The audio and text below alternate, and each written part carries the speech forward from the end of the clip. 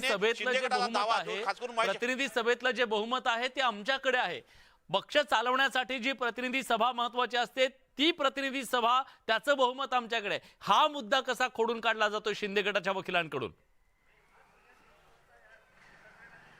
शिंदे गटाच्या वकिलाकडून हा एक मुद्दा खोडून काढला जातो. त्यांनी स्पष्ट केलेला आहे की त्यांच्याकडे जरी प्रतिनिधी सभा असली तर आमच्याकडे विधिमंडळाचा आहे आणि आमच्याकडे देखील प्रतिनिधी सभा आहे, आमच्याकडे देखील मेंबर आहे. त्यांच्या याच्या शिवसेना पक्षामध्ये मूळ शिवसेनेमध्ये असलेले जे प्रमुख नेते आहेत त्यापैकी अनेक नेते आमच्यासोबत आहेत. त्यामुळे आमची देखील प्रतिनिधी सभा ही अत्यंत महत्त्वाची आहे. तो पक्ष वेगळा आणि हा पक्ष वेगळा, म्हणूनच आमचा जो पक्ष आहे हा मूळ पक्ष आहे आणि जो उद्धव ठाकरे यांच्या नेतृत्वातील पक्ष आहे हा डुप्लिकेट पक्ष आहे, बोगस पक्ष आहे असा दावा महेश जेठमलानी करत आहेत. विलास, आता महेश जेठमलानी यांच्या रिजॉइंडर नंतर हा सगळा दोन्ही बाजूंचा युक्तिवाद संपेल की पुन्हा एकदा याच्याबद्दलची काही पुन्हा युक्तिवाद करण्याची मागणी केली जाऊ शकते? नाही, होऊ शकतं की या नंतर रिजॉइंडरचे मुद्दे असतील, रिजॉइंडर नंतर पुन्हा एकदा महेश जेठमलानी जे सध्या रिजॉइंडर करत असेल आणि त्यानंतर पुन्हा एकदा देवदत्त कामत आपल्याला रिजॉइंडर करण्याची शक्यता व्यक्त केली जात आहे आणि त्यानंतर होऊ शकतं केंद्रीय निवडणूक आयोग निश्चितपणे स्पष्ट संकेत देईल की आम्ही साधारणतः काय निर्णय देतोय किंवा आम्ही निर्णय राखून ठेवतोय किंवा सुनावणी आम्ही कंटिन्यू करतोय. हे काही क्षणामध्ये, काही वेळामध्ये आपल्याला निश्चितपणे कळेल. साधारणतः अजून ते 10 ते 15 मिनिटं ही सुनावणी चालण्याची शक्यता व्यक्त केली जात आहे आणि त्याच पद्धतीचे संकेत आहेत. राहुल शेवाळे तिथे पोहोचले काही वेळापूर्वी असं सुद्धा कळतंय, तुम्ही सांगितलं त्याबद्दल. राहुल शेवाळे ऐन वेळेला एवढ्या उशिरा काले आपण ते जाणून घेऊया तुमच्याकडून. पण आता उद्धव ठाकरेंनी मविया कशी बनवली हा सवाल उपस्थित केला जातोय. महेश जेठमलानी यांनी आता युक्तिवाद करताना महाविकास आघाडी सरकार नेमकं कसं निर्माण झालं, भाजप आणि शिवसेना या दोन पक्षामध्ये झालेली निवडणुकीपूर्वीची युती आणि त्यानंतर निवडणुकीच्या नंतर या दोन्ही पक्षांनी एकमेकांच्या विरोधात जाऊन म्हणजे शिवसेनेनं विरोधकांसोबत हात मिळवणी करून महाविकास आघाडी बनवली आणि त्यामुळे हे सगळं घडलं हे दर्शवण्याचा प्रयत्न सध्या महेश जेठमलानी यांच्याकडून केला जातोय. शिवसेनेनं आपल्या मूळ विचारांना आणि त्याचबरोबर तत्वांना, निवडणुकीपूर्वी जनतेला दिलेल्या आश्वासनांना, त्यांना दाखवलेल्या स्वप्नांना कशी हरताळ फासली हे दाखवण्याचा अप्रत्यक्षपणे प्रयत्न या माध्यमातून होतोय. युतीचं आश्वासन देऊन मतं मिळवली गेली, नंतर मतदारांना सोडून दिलं. हा मुद्दा आता त्यांनी ऐन वेळेला या संपूर्ण युक्तिवादामध्ये आणलेला आहे. पण प्रशांत, या युक्तिवादाचा किती फायदा होऊ शकतो? जर या सगळ्या याच्यात जर आपण युक्तिवाद जर बघितला, ज्या पद्धतीने देवदत्त कामध्ये हे ज्यांचा युक्तिवाद झाला आहे त्यानंतर त्यांनी ते कपिल सिब्बल यापूर्वी बाहेर पडलेले आहेत, महाविकास आघाडी कशी निर्माण झालेली आहे असे अनेक प्रश्न निर्माण केले जात आहेत. तर त्यावरती त्याचा फायदा निश्चित होईल की नाही हे निश्चितपणे कळेल. पण जे मुद्दे कपिल सिब्बल यांनी मांडले होते, जे मुद्दे देवदत्त कामत यांनी मांडले होते की शिंदे गटाला कुठलाही अधिकार नाही, शिंदे गट प्रतिनिधी सभेत नाही आहे, ते जर शिवसेनेचे नेते होते आता ते त्याला विरोध कसं करू शकतात, या मुद्द्यांना खोडून काढण्याचा प्रयत्न कुठेतरी रिजॉइंडरच्या माध्यमातून होत आहे. आणि त्याचमुळे या सगळ्या घडामोडींमध्ये हे कथ्याचं आहे की महेश जेठमलानी यांना प्रतिनिधी सभा ही तुमचीच कशी असू शकते असा देखील प्रश्न विचारलेला आहे. खास करून युक्तिवाद सुरू असताना ज्या पद्धतीने हा प्रश्न आहे आणि प्रतिनिधी सभेवरून वाद निर्माण झाला होता, आणि प्रतिनिधी सभेसंदर्भात आता निश्चितपणे केंद्रीय निवडणूक आयोग काहीतरी दिशानिर्देश देण्याची शक्यता व्यक्त केली जात आहे. कोण त्यामुळे प्रमुख आहे हे देखील स्पष्ट होईल. पण हे महत्त्वाचं आहे की जसा आपण उल्लेख केला तर राहुल शेवाळे ऐन वेळी पोहोचले होते, बऱ्याच कालावधीनंतर उशिरा पोहोचले होते. त्यामुळे या सगळ्या प्रकारामध्ये आता हे अत्यंत महत्त्वाचं आहे की केंद्रीय निवडणूक आयोग कशा पद्धतीने निर्णय देण्याची शक्यता व्यक्त केली जात आहे. काय निर्णय येतो किंवा निर्णय राखून ठेवला जातो किंवा सुनावणी पुढे ढकलला जाऊ शकते. विलास, पण निवडणूक आयोगाच्या समोर हा यक्ष प्रश्न असेल की पक्षातलं बहुमत मान्य करायचं की विधिमंडळातलं बहुमत मान्य करायचं? अतिशय क्लिष्ट आणि अतिशय मोठा मुद्दा आहे. पक्षाचं बहुमत मान्य करायचं की विधिमंडळाचं, हा क्लिष्ट प्रश्न केंद्रीय निवडणूक आयोगाला सोडवायचा आहे. त्यासाठीच हा युक्तिवाद सुरू आहे. आणि युक्तिवादाची दिशा जर बघितली आपण तर ही दिशा निश्चितपणे उद्धव बाळासाहेब ठाकरे जे शिवसेना आहे यामध्ये प्रतिनिधी सभेचे अतिरिक्त सदस्य, जास्तीचे सदस्य त्यांच्याकडे आहेत. पण आता महाविकास आघाडीचे निर्माण कसं केलं, जर प्रीपोल अलायन्स दुसऱ्यासोबत करता आणि त्यानंतर तुम्ही निर्णय बदलता, हे कितपत शक्य आहे? राजकारणामध्ये अशा गोष्टी चालतात का, असाही प्रश्न केला जात आहे. आणि यामध्ये जर नियम बघितले तर त्या नियमांच्या आधारावरती ही महाविकास आघाडी स्थापन झाली होती का, असाही सवाल केला जात आहे. आणि त्याचमुळे महाविकास आघाडीचा राजीनामा, महाविकास आघाडीचे प्रमुख नेते म्हणून उद्धव ठाकरे जे प्रमुख नेते होते, जे मुख्यमंत्री होते, या संदर्भात चर्चा करण्याकरता माझ्यासोबत राज पाटील, ॲडव्होकेट राज पाटील आहे. सर, हा एक मुद्दा उपस्थित होतो, विधिमंडळाचं बहुमत महत्वाचं की पक्षामधलं प्रतिनिधी, राष्ट्रीय कार्यकारिणीचं बहुमत महत्वाचं, हा अतिशय क्लिष्ट प्रश्न समोर आहे केंद्रीय निवडणूक आयोगावर. उद्धव ठाकरे यांच्या आर्ग्युमेंटमधला जो बेस होता आर्ग्युमेंटचा तोच होता की संघटनात्मक जी मेजॉरिटी आहे उद्धव ठाकरेंच्या बाजूने आहे.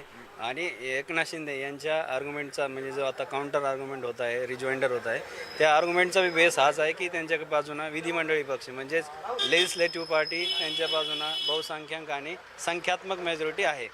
त्यात दुसरं त्यांनी हे फोकस केला की महाविकास आघाडीचा सुद्धा मुद्दा एकनाथ शिंदे यांच्या वतीनं मांडण्यात येत आहे. त्यात त्यांनी मागच्या केस लॉमध्ये जे सांगण्यात आलं होतं की काही केस लॉ आहेत की लँडमार्क जजमेंट आहे इलेक्शन कमिशनचे की एम्स आणि ऑब्जेक्ट यावर सुद्धा इलेक्शन कमिशन हे करत असतं.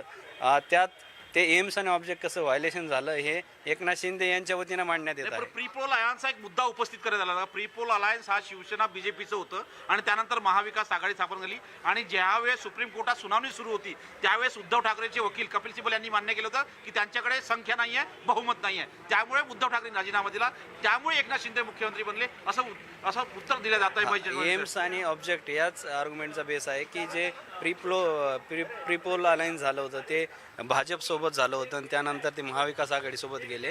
त्यातच जे एम्स होते याचे हिंदुत्वाचे, शिवसेनेचे, याला कुठंतरी तडा गेला, त्यामुळं त्यांनी पक्षातून बाहेर पडले असं सातत्याने एकनाथ शिंदे सांगत असतात.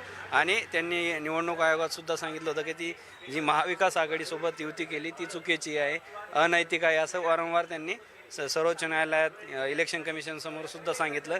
आणि एम्स आणि ऑब्जेक्टला कुठंतरी तडा गेला म्हणून त्यांनी पक्षातून म्हणजे जो पक्ष होता त्यातून कुठंतरी वेगळा निर्णय घेतला आणि त्यावर त्यांनी हे केलं. त्यानंतर डिस्प्यूट रेज झाल्यानंतर हा हे मुद्दा महाविकास आघाडीचा सुद्धा निवडणूक आयोगासमोर त्यांनी त्यांच्या आर्ग्युमेंटमध्ये ठेवलेला आहे. सध्या काय होऊ शकतं साधारणतः यावर आता लेजिस्लेटिव्ह पार्टी हा बेस एकनाथ शिंदे यांच्या वतीनं सातत्यानं राहील. कारण की जे ऑर्गनायझेशन स्ट्रक्चर आहे हे उद्धव ठाकरेंच्या बाजूनं असल्यामुळं त्यांनी त्यांचा बेस तो होता.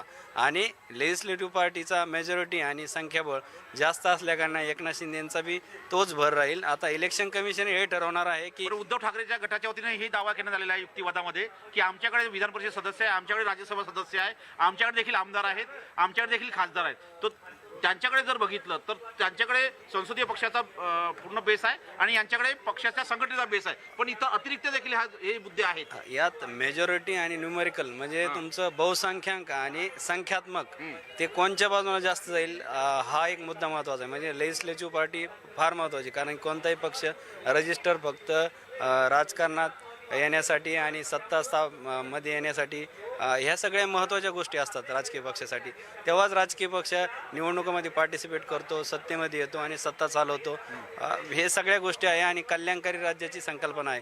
त्यात दुसरी महत्त्वाची गोष्ट अशी आहे की विधिमंडळी पक्षसुद्धा महत्त्वाचा असतो, कारण की त्यांच्या चिन्हावर इलेक्शन चिन्हावर निवडणुका लढवल्या जातात, सरकार स्थापन होतं आणि एम्स आणि ऑब्जेक्टवर, आयडिओलॉजीवर पक्ष निवडणुका लढत असतो. आता या सगळ्या गोष्टी माननीय निवडणूक आयोगासमोर एकनाथ शिंदे यांच्या वतीनं वारंवार सांगण्यात येतीलच. आणि लेजिस्लेटिव्ह पार्टी म्हणजे जे विधिमंडळी पक्ष आहे ही त्यांची मजबूतीचा आणि बेसचा पॉईंट असला पाहिजे. आता सध्या महेश जेठमलानी ही रिजॉइंडर देत असेल. बिलकुल. आता महेश जेठमलानी हे आर्ग्युमेंट एकनाथ शिंदे यांच्या वतीनं करत आहे, रिजॉइंडर करत आहे. पूर्वीचे जे मुद्दे कपिल सिब्बल आणि देवदत्त कामत यांनी जे मांडलेले आहे ते खोडून काढण्याचा प्रयत्न करतील. आणि आम्ही कसे लिगली आहोत हे सांगण्याचं कायदेशीर आहोत आणि आम्ही जे मान्य कमिशन समोर आलेले आहोत, काही डिस्प्यूट झाल्यानंतर काय काय घटना घडल्या हे सुद्धा सांगण्याचा प्रयत्न निश्चित प्रकारे ते करतील. धन्यवाद. हे होते ॲडव्होकेट राज पाटील यांनी अतिशय जे मुद्दे आहेत, कायदेशीर मुद्दे आहे, कायद्याच्या तरतुदीनुसार ते समजून सांगण्याचा प्रयत्न केला. जे क्लिष्ट प्रश्न होते विलास, ते विचारण्याचा प्रयत्न केला होता, त्याची ती उत्तर त्यांच्याकडून आपण घेण्याचा प्रयत्न केलेला आहे. विलास पुन्हा एकदा. आता शेवटच्या क्षणी जेठमलानींनी ज्या प्रकारचा मुद्दा उपस्थित केला, महाविकास आघाडी कशी स्थापन झाली, निवडणुकीच्या पूर्वी भाजपसोबत युती होती, मतदारांना वाऱ्यावर सोडलं, हे सगळे मुद्दे उपस्थित करून कुठेतरी शिंदे गटाकडून त्यांनी आपली जी आयडिओलॉजी आहे ती सोडल्याचं ठसवण्याचा प्रयत्न होतोय की ठाकरेंनी किंवा त्यांच्या त्या गटाने आयडिओलॉजी सोडली म्हणून आम्हाला तो निर्णय घ्यावा लागला. बरोबर आहे. हिंदुत्व सोडलं म्हणून आम्ही वेगळा झालो, हे जे भासवण्याचा प्रयत्न केला जात आहे, तोच मुद्दा अतिशय महत्त्वाचापणे मांडण्याचा प्रयत्न खास करून महेश जेठमलानी यांनी करत आहे आपल्या रिजॉइंडरच्या माध्यमातून. की प्री पोल अलायन्समध्ये काही मुद्दे ठरलेले असतात, काही नियम ठरलेले असतात. त्यावेळेस हिंदुत्वाचा मुद्दा बीजेपीकडे होता आणि शिवसेनेकडे होता, म्हणून हे दोघं सोबत होते. त्यापूर्वी गेल्या 25 वर्षांसोबत होते, पण यांनी हिंदुत्वाचा मुद्दा सोडला म्हणून आम्ही दूर गेलेलो आहे. आणि आता जेव्हा महाविकास आघाडी स्थापन झालेली आहे त्यावेळी हिंदुत्वाच्या मुद्द्यापासून जर दूर जात असेल तर अशा वेळी आम्हाला शिंदे गटाला निर्णय घेण्याचा अधिकार आहे. आणि तोच मुद्दा मांडून एक प्रकारे शिंदे गट हे सगळे जे मुद्दे आता कपिल सिब्बल यांनी मांडले होते ते खोडून काढण्याचा प्रयत्न केला होता. जे जसे राज पाटील यांनी स्पष्ट केलं होतं की राजकारणामध्ये जर बघितलं तर राजकारणामध्ये राजकीय पक्ष हे सत्ता स्थापनेसाठी देत जातात आणि सत्ता स्थापने हे अत्यंत महत्त्वाचं असतं आणि त्यामुळे राजकारणामध्ये विधिमंडळ पक्षाला अत्यंत महत्त्व असतं. हे जे मुद्दे आहेत हे मुद्दे देखील थांबण्याचा प्रयत्न कुठेतरी होत आहे. विलास. नक्कीच. आता तिथं नेमक्या काय हालचाली सुरू आहेत, कारण पुढच्या काही मिनिटांमध्ये ही सुनावणी संपू शकते किंवा युक्तिवाद संपू शकतो असं कळतंय. तर तिथं काही वेगळ्या हालचाली सुरू आहेत का? इलेक्शन कमिशन मान्यता देतं हे देखील पाहणं महत्त्वाचं आहे. राहुल शेवाळे यांनी हे पॉईंट टाकले होते.